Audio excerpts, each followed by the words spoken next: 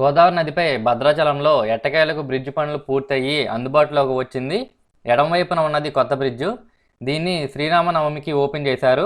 April 2015లో ఈ bridge శంకుస్థాపన జరిగాక 2024 ఏప్రిల్లో ఈ బ్రిడ్జి అందుబాటులోకి వచ్చింది. ఈ కొత్త బ్రిడ్జి 1.2 కిలోమీటర్ల పొడవు, 12 మీటర్ల వెడల్పుతో 37 పిల్లర్స్ కలిగి ఉంటుంది. దీన్ని ఎన్హెచ్ఏఐ ఆధ్వర్యంలో రాజ్దీప్ బిల్డ్కాన్ ప్రైవేట్ లిమిటెడ్ అనే కాంట్రాక్ట్ సంస్థ వారు 60 కోట్లతో నిర్మించారు.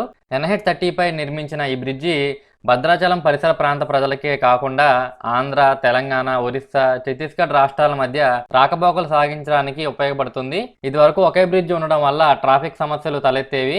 రైట్ సైడ్ లో ఉన్నది పాత బ్రిడ్జ్. దాన్ని 1965లో నిర్మించారు. దానికి ముందు పంటి ద్వారా నదిని క్రాస్ చేసేవారు.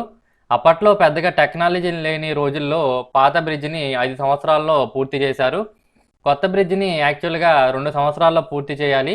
కానీ బ్రిడ్జి నిర్మాణంలో 2 పిల్లర్స్లో ప్రాబ్లం రావడం, మళ్ళీ వాటిని నిర్మించడం, అలా వివిధ కారణాల వల్ల 2 సంవత్సరాల్లో పూర్తి కావాల్సిన బ్రిడ్జి 9 సంవత్సరాలు పట్టింది. బ్రిడ్జిపై ఫుట్పాత్ రైలింగ్ పనులు పెండింగ్లో ఉన్నాయి. బ్రిడ్జికి సంబంధించిన మొత్తం పనులు 3 నెలల్లో పూర్తయ్యే అవకాశం ఉంది. వాహనాలు వెళ్ళడానికి అయితే ప్రజెంట్ ప్రాబ్లం లేదు. నది అవతల భద్రాచలం టెంపుల్ చూడొచ్చు. మనం ఉన్నది Sarapaka side. Bridge approach ramp మీరు చూడొచ్చు. అలాగే దూరంగా చూస్తున్నంత సారపాక, అలాగే సారపాక ఐటీసీ కూడా మీరు చూడొచ్చు. ఇలా ఎడమ వైపున గోదావరి అమ్మడి వెళ్తే పర్ణశాల వస్తుంది 30 కిలోమీటర్ల తర్వాత. Bhadrachalam side bridge ending point view మీరు చూడొచ్చు.